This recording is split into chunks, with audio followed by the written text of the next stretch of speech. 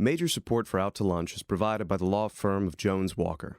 Established in 1937 with over 375 attorneys and offices throughout the U.S., providing a comprehensive range of services to a local, national, and international client base. JonesWalker.com.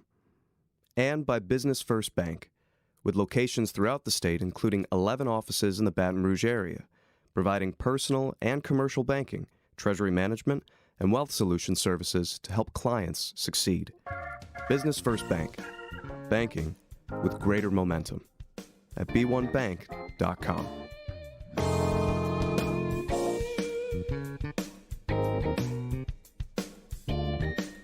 From Mansurs on the Boulevard, we're out to lunch with Stephanie Regal. Stephanie Regal is a broadcaster and editor of Baton Rouge Business Report. It's business Baton Rouge style. Hi, I'm Stephanie Regal. Welcome to Out to Lunch. Louisiana is dripping with unique culture and history, but packaging up the images, icons, and natural resources that come from our land and its landscapes, bottling them and selling them, well, that takes a special kind of talent. Casey Delmont Johnson is the designer-director of Roux Brands, a 9-year-old wholesaler of home decor gifts and dinnerware. Roux Brands is based in Port Allen and incorporates in its products a Southern theme that tells the story and the history of the Deep South.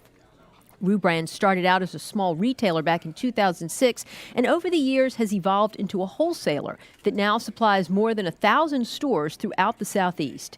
Casey is the creative force behind the brand. He is a native of Walker and a graduate of LSU who has experience in the film industry, in marketing, and with numerous style-related periodicals. Casey, it's a pleasure to have you on Out to Lunch. Thanks for joining us. It's a beautiful day to be here. Elizabeth Holloway is a beekeeper and the owner of Bocage Bee and Honey, a homegrown brand that has earned rave reviews in culinary circles around the state.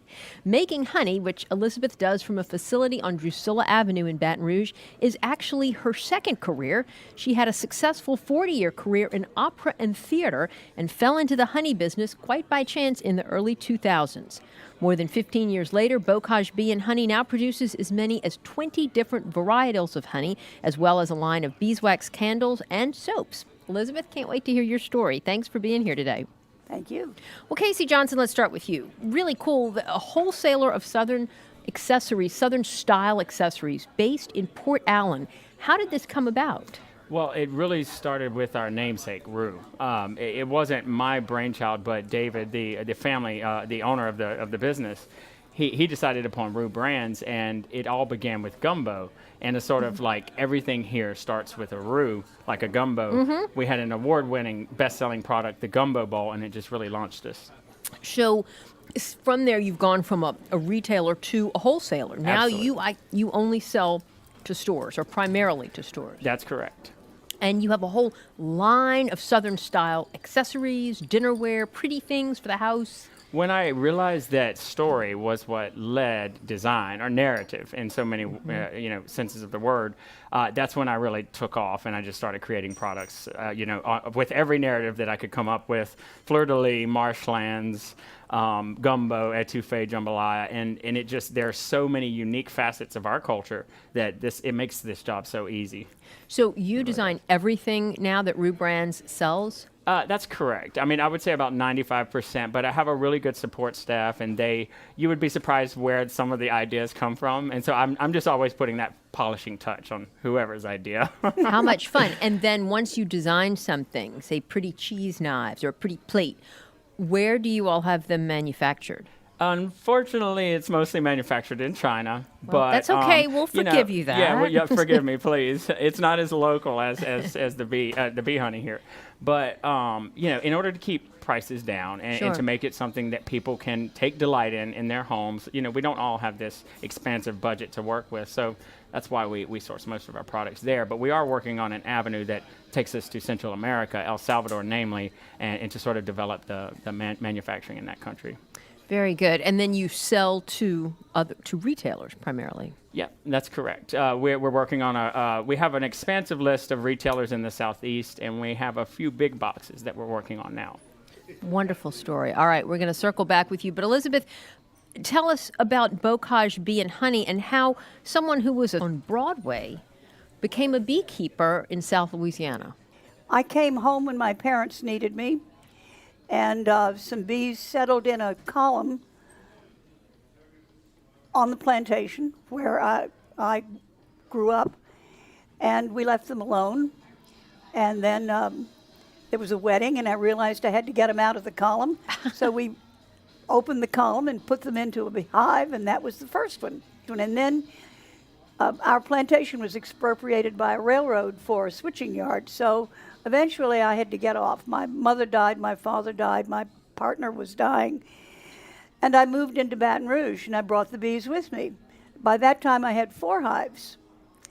And I joined the local bee club, which is called Capital Area Bee Association. And it started to grow. How much And fun. we now have bees in 4 or 5 parishes. We had a large shop on Drusilla, which I've recently closed down to a showroom. Instead of 2 warehouses and another workspace, I'm in one big warehouse and a showroom, which is much easier, particularly as I get older. And I'm very old at this point. I'm going to be 80 in August. Well, So you would never know. I'm No, you still wouldn't. trucking. We're the only beekeepers who do varietal honey in the area.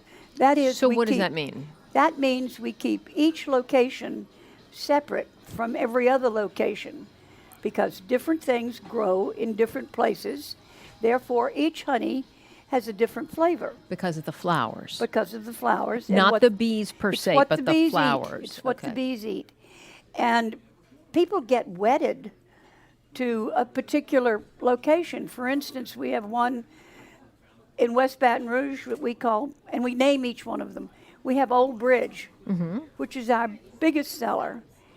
One year we had a wild honey flavored one. We've not had it since. It was kind of an accident. We have one woman who comes in every year and asks for the cherry honey and literally has cried when we don't have it. Oh, no. Now we've found another location where there are a lot of wild honey cherry trees. So we're got our fingers crossed. We may have cherry honey again. But each location has a different name. And I'm a sugarcane farmer's daughter in the first place. So I have a connection with each sugarcane plantation. So we have a lot of bees on different plantations, and we do come up with a cane flavored honey, which restaurants in particular like. We do retail, a certain amount of retail. However, most of our customers are white tablecloth restaurants. Really? Commander's is my oldest and biggest customer. Commander's Palace in New Orleans. Yes. Fantastic. And the restaurants love the cane flavored honey. We also produce not just honey, but we make beeswax candles.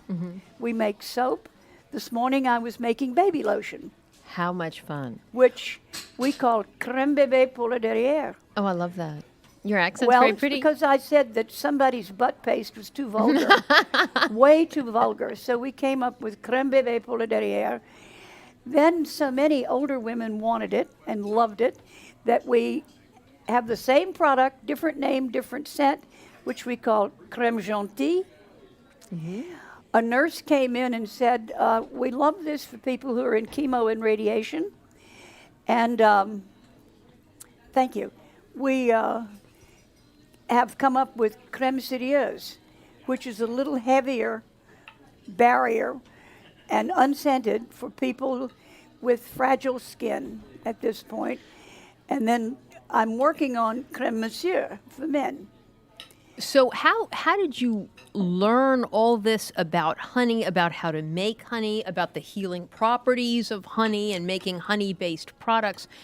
How did we go from bees in the column to all of a sudden making products with honey? Initially, my best friend is French. So I have spent an awful lot of time in the south of France, right on the sea. And the little markets that move from village to village every day of the week, there's always a honey vendor.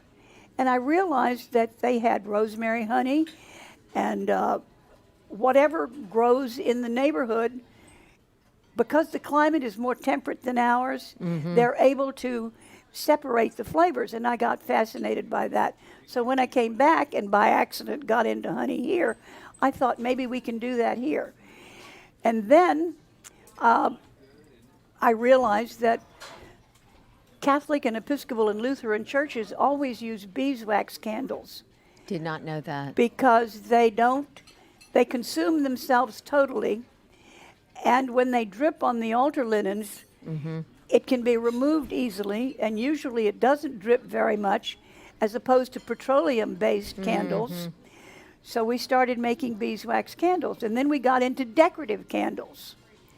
I try not to use dyes and colors, but because I like the natural color of beeswax, which varies from pale in the spring to dark orange by fall. Lovely.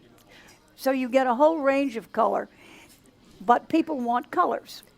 And that reminds me, I mean, Casey, when we talk about what people want, you mentioned the narrative and the story that is so important in selling products, designing products and selling products. And it's sort of like the honey. I mean, both of you will have a very distinct brand, and the story is a part of it. Tell me about the branding and the role that plays in getting your product out there. I think it's pretty much everything. You know, the old saying, presentation is 100% of product in so many ways, depending upon your quality standards or whatnot. But yeah, the Roux brand is something that I've worked on very hard, because even in just the letters, the word Roux is just by nature a beautiful word. It is a beautiful word, yeah. And when you see the R, the O, the U, and the X together, it made branding pretty easy, because it's just got this classic, nearly monogrammatic look that's just totally beautiful. And so it made it easy, but I added collection. And about my second year at Roux Brands, and that's when it really started to get fun, because then we have lines like Roux Traveler, which is a line for bags and scarves, Roux Beau Monde, which is crown platters and plates, you know, Nice. sort of. And so it really gets fun for me, especially we have Roux Kitchen for Roux spoons, and it just goes on and on. And do people know the Roux brand now? It's getting there. It's been a lot of hard work, but it's getting very close to some really, I guess you could say, powerful brand recognition, and we're striving hard to make sure that it Who's sticks. more important, the retailer or like the interior design community? Where You know, I have some great friends in interior design, and it's funny because they design for a particular client, you know, an upper echelon client who can afford someone to come into their home and make it perfect, you know. But I design for the masses, and it's fun in a way, because people they need something that can make their home beautiful in a few purchases, and it's fun because they're a lot more, I guess they have a lot more fun with it versus, you know, some antiques from France. How did you all get to be so successful in just a few years? When you came on board? Yeah, well, I hate to take all the credit, but the company sat dormant. It was originally started by Angela Fluker, Carville surname, and she was David's wife, and she passed away. So it sat dormant for a few years, and then by chance, I just heard of the job, and it was all uphill from there. Perfect. You're listening to Out to Lunch. I'm Stephanie Riegel. We're talking to Casey Johnson of Roux Brands and Elizabeth Holloway of Bocage Bee and Honey. Elizabeth, is it the Southern theme? I mean, do you see that and feel that in the product? It's more the French and is that theme for me than the Southern theme. Absolutely. Okay. We're Louisiana, hence my name is Bocage, which is a French word, hence crème bébé. We're Louisiana. That's fun. I Sure. try to do Louisiana rather than South. I like that. Since you opened in 2008, I believe, and began selling Roughly. your honey roughly, I notice, and maybe it's my ignorance, but at the farmers markets and in the local markets, I've seen several other local honeys. Are they Yes. copying you, or is homegrown honey just a big thing now? or Homegrown honey is the hottest product going. is it? Yes, all over the world almost, which is interesting since bees are so endangered at this point. They are our primary pollinator. They're the most efficient pollinator. Well, there are many pollinators, birds, other kinds of bees and insects. However, the honeybee is more efficient.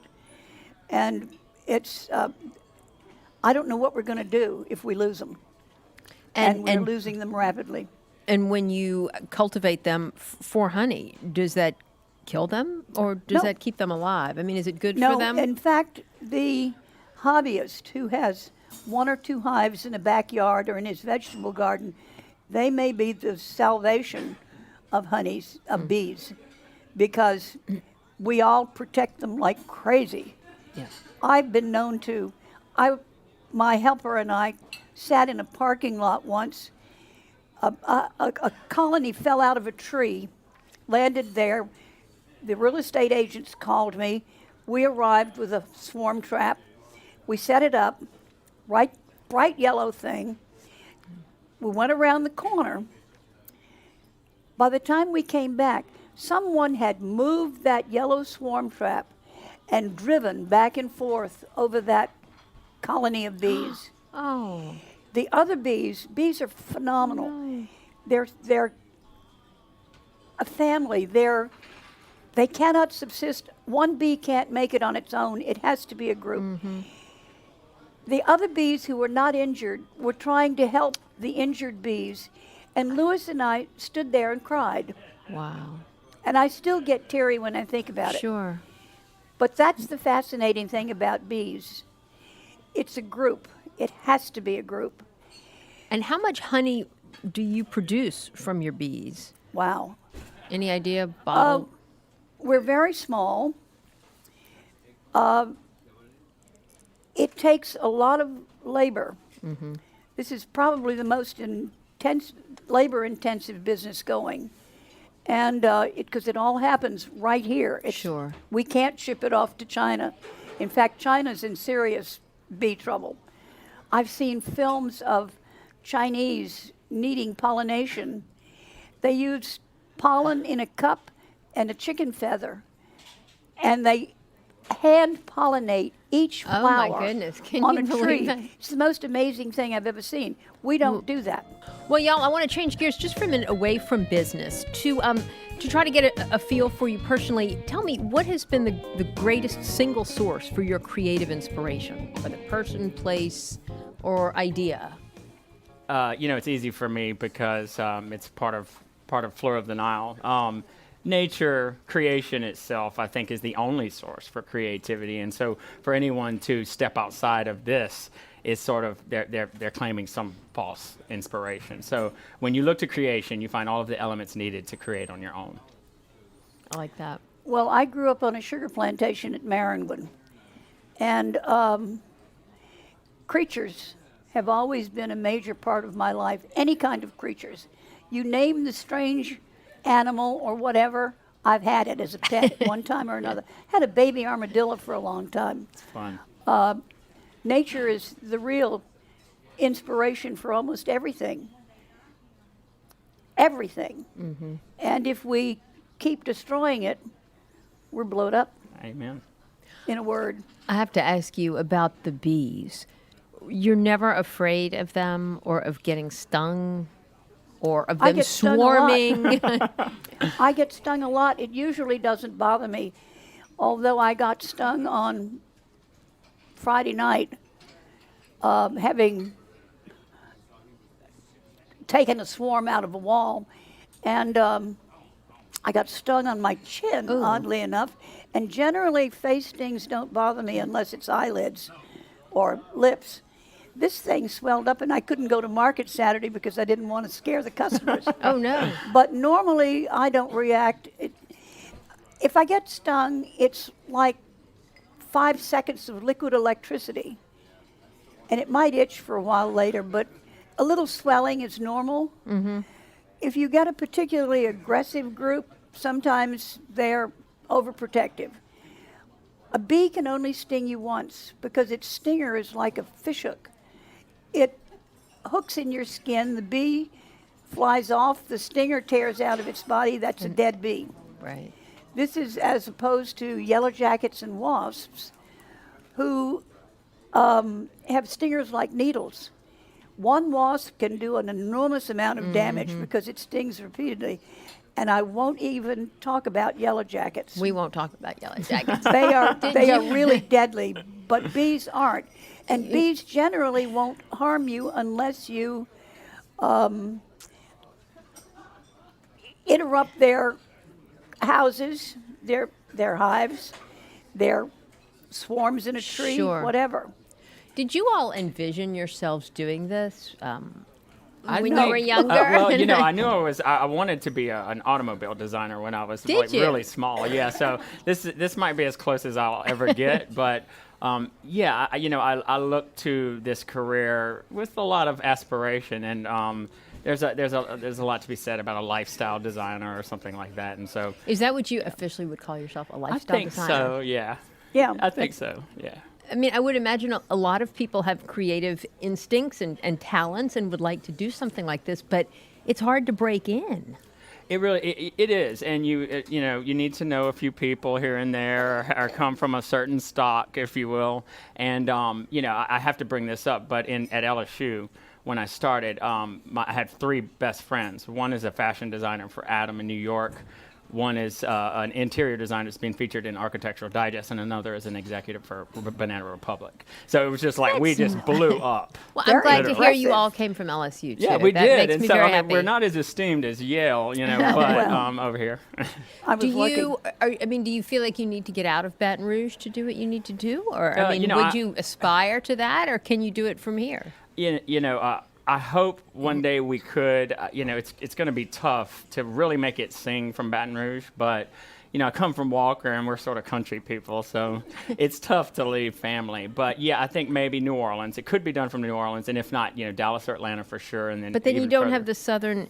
inspiration. if Absolutely. you're And in- so I think New Orleans is really the place that you could go to make sure that this thing continues, Yeah. to be creative. Elizabeth, what Networking. about you? Because you just have to tell us real quick how you went from Broadway and off Broadway, but New York and the theater world to doing this. Totally Well, different lifestyle, or are My there any parents parallels? needed me. I came home. There you go. And as I say, getting the bees were a big accident. Big accident. Did you, in your previous career, though? I'm sure you did very many glamorous and exciting things. Yeah, a few. Actually, at this point in my life, I thought I would be tottering around the south of France with a couple of beehives, but I'm about to go back to what I did in my previous life because I have a couple of projects. I have a book to finish. I have a play that's unfinished. I have an affiliation with another theater person. We have a play that'll probably be, he has a play that'll probably be opening Los Angeles, Chicago, New York this year. We have a television project that'll fly very soon. So Wow. I will go back to doing what I used to do and keep my finger in the pie here at the same And someone time. else will run it, basically. Somebody else. I have a partner Okay. who was used to be a chef, and I have 2 employees, but labor is the real trick in beekeeping because it's the most unpleasant time of year. You're out there in a veil and a suit, and it's hot, and I will 2 hours, and then everybody has to break and go away and cool down, and then we can go at it again. Sure. But it's it's a tough labor thing. Yeah. And most people are terrified of bees. Right. We mentioned Baton Rouge. What is this a good market for what you do, and what could the business community do here to make it better? Well, Baton Rouge is tough on a number of levels. However, because honey is so hot now, it's if I don't turn up at the farmers market, I get phone calls. I'm sure you do. Casey, what is your long-term plan? Well, I have a few books in me somewhere, but I think that'll happen a few years later, a few decades later.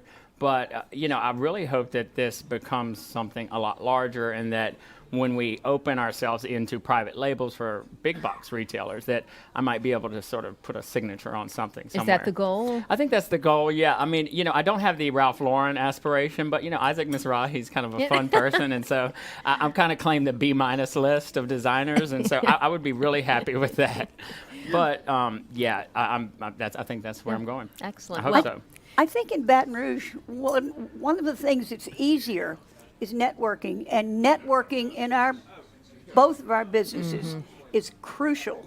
It's key. It is, and you mentioned something about, what could Baton Rouge do better? And I've been an active member of Forum 35, and I think we should just always plug, the organization whenever it's possible. Now, in the past few years with Roux Brands, I haven't been able to be so active, and I'm almost 35, so I'll be out of it pretty soon. But, there are a lot of great creatives that are trying to push this thing into real development.